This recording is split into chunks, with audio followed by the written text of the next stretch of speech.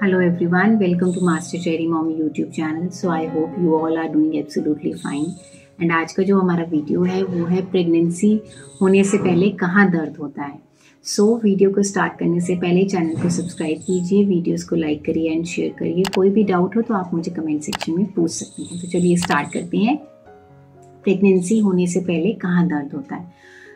मुझे comment section में बहुत मैसेज आते हैं कि आपको प्रेगनेंसी कंसीव होने से पहले कहीं पेन हुआ था कि नहीं हुआ था, फिर आपको भूख कम लगती थी कि ज़्यादा लगती थी जब कंसीव होने से पहले। तो मैं आपको ये बताना चाहती हूँ कि जब मुझे प्रेगनेंसी कंसीव हुई थी तो मुझे हल्का सा पेन ज़रूर हुआ था, बट मैंने वो इग्नोर कर दिया था क्योंकि मुझे ये था कि हल्का फुल्का तो वैसे भी पेन चलता रहता है।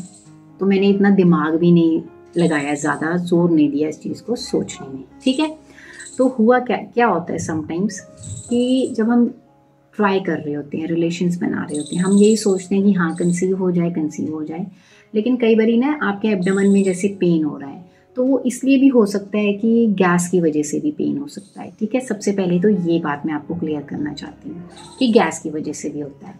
लेकिन कई बारी क्या होता है कि जब आपको सोचो कंसीव हो गया, ठीक है, ओव्यूलेशन हुई, आपने रिलेशंस बनाए और आपको कंसीव हो गया, तो जो एम्ब्रियो होता है, ठीक है, क्योंकि जब स्पर्म्स एंड एग्स मिलते हैं तो एम्ब्रियो बनता है, तो वो जब चिपकता है ना अंदर, यूट्रस के अंदर जो लाइनिंग होती है, एंडोमेट्रियम लाइनिंग, वहाँ चिपकता है, उसे हम इम्प्लांटेशन कहते हैं। ठीक है, तो उस टाइम पे क्या होता है, या तो ब्लीडिंग हो जाती है हल्की सी, या फिर क्रैम्पिंग होती है। ठीक है, हल्का सा दर्द उठ जाता है, एक बार उठ जाएगा थोड़ा सा, फिर दोबारा से भी उठ सकता है, तो ये चीज़ होती है।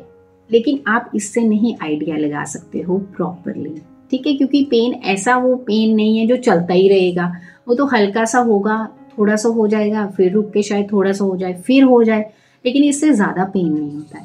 या फिर आपको ब्लीडिंग हो सकती है, थोड़ी बहुत ब्लीडिंग भी हो सकती है। ठीक है, लेकिन अब ये जो चीज़ है ये हर किसी को नहीं होती। फॉर एग्जाम्पल मैं थी, जब भी मुझे कंसीव हुआ था तो मुझे कोई ब्लीडिंग नहीं हुई थी, कोई स्पॉटिंग नहीं हुई।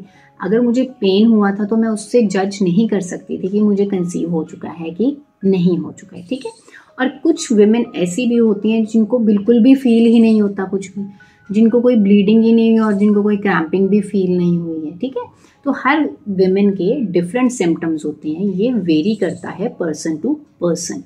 तो ज़रूरी नहीं है कि ये चीज़ हो और ज़रूरी नहीं है कि ये ना भी हो, और ये भी नहीं है कि ये दोनों चीज़ें होनी ज़रूरी हैं, नहीं, कोई एक भी हो सकती है, कोई ना भी हो सकती है।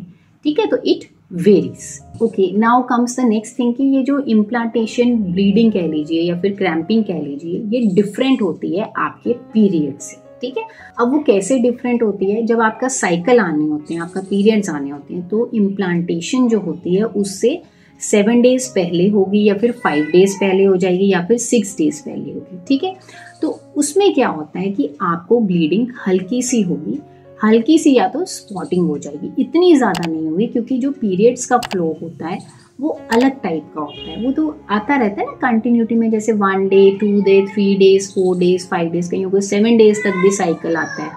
अब देखिए, जो इम्प्लांटेशन होती है, ब्लीडिंग कह लीजिए या फिर क्रैम्पिंग कह लीजिए, जो इम्प्लांटेशन की होती है वो डिफरेंट होती है आपके पीरियड से। ठीक है, वो कैसे डिफरेंट होती है मैं ये बताती हूँ आपको। जब आपका पीरियड्स आने हैं, ठीक है, तो आपको पता है कि आपके पीरियड्स का जो आपका रेगुलर साइकिल है वो 28 डेज का है, तो उससे 7 डेज पहले कह लीजिए, या फिर 6 डेज पहले कह लो, या फिर 5 डेज पहले कह लो, आपको इम्प्लांटेशन का सिम्टम आता है। जैसे कि आपको हल्की सी ब्लीडिंग हो गई, लेकिन जो ब्लीडिंग होती है वो बहुत थोड़ी होती है, लिटिल बिट होती है, इतनी ज़्यादा नहीं होती जैसे कि पीरियड्स में आते हैं। पीरियड्स में तो ये होता है ना, प्रॉपर आपको ब्लीडिंग हो रही है first day, second day, third day, लेकिन इम्प्लांटेशन ब्लीडिंग ऐसी नहीं होती, वो थोड़ी सी आएगी, दैट्स इट। एंड वो ये भी नहीं कि कंटिन्यूटी में आती है, नो, वो ऐसी नहीं होती है। उसके बाद क्रैम्पिंग भी ऐसी होती है, थोड़ी सी होगी फिर हट जाएगी, फिर थोड़ी सी हो जाएगी फिर हट जाएगी, इससे ज़्यादा क्रैम्पिंग भी नहीं होती है। ठीक है, तो ये डिफरेंस है पीरियड्स का और ये इम्प्लांटेशन ब्लीडिंग या फिर क्रैम्पिंग में, ये डिफरेंस है। अब ये ज़रूरी नहीं है, मैं फिर से कह रही हूँ कि सबको नहीं, ये कईयों को होता है, कईयों को नहीं होता है, कईयों को पता ही नहीं चलता है। फॉर एग्जाम्पल अगर मैं अपनी बात करूं, जब मुझे साइकिल आना होता है, तो मुझे उससे 2 के दिन पहले से ही मेरी लेग्स में पेन होना स्टार्ट हो जाता है और मुझे लोअर एब्डामन में या फिर मेरे प्रॉपर सेंटर में एब्डामन के मुझे हल्का सा क्रैम्पिंग होना शुरू हो जाता है। पहले ये मुझे चीज़ डेवलप हुई मेरी डिलीवरी के बाद, पहले मुझे नहीं थी ये चीज़, शादी से पहले, इवन शादी के बाद भी नहीं थी, बट मुझे डिलीवरी के बाद ये चीज़ आ गई कि मुझे क्रैम्पिंग होनी स्टार्ट हो गई। पहले बिल्कुल पेन नहीं होता था मुझे कहीं पर भी, ठीक है। तो समटाइम्स आपको क्या होगा, क्रैम्पिंग जो होती है वो नीचे की तरफ भी हो सकती है, सेंटर में स्टमक पेन भी हो सकता है, ठीक है। तो ये कम भी हो सकती है, इतनी ज़्यादा शार्प पेन नहीं होती है जो इम्प्लांटेशन पेन होती है, जो क्रैम्पिंग होता है, ठीक है। तो ये डिफरेंस है जिससे आप पता कर सकते हैं। लेकिन अब जो मेन चीज़ है वो ये है कि जब आपको कंफर्मेशन चाहिए होती है कि आपको कंसीव हुआ है कि नहीं है, तो वो 2 ही तरीके होते हैं। एक, या तो आपका ब्लड टेस्ट करते हैं या फिर आपका यूरिन टेस्ट होता है एंड उसके बाद आपका अल्ट्रासाउंड किया जाए। ये तभी कंफर्म होता है कि आपको प्रेगनेंसी हुई है कि नहीं हुई है, क्योंकि हम इस चीज़ पे जज नहीं कर सकते हैं कि आपको ये स्पॉटिंग हुई है तो आपको प्रेगनेंसी हो गई है। नहीं, दिस इज़ नॉट नेसेसरी।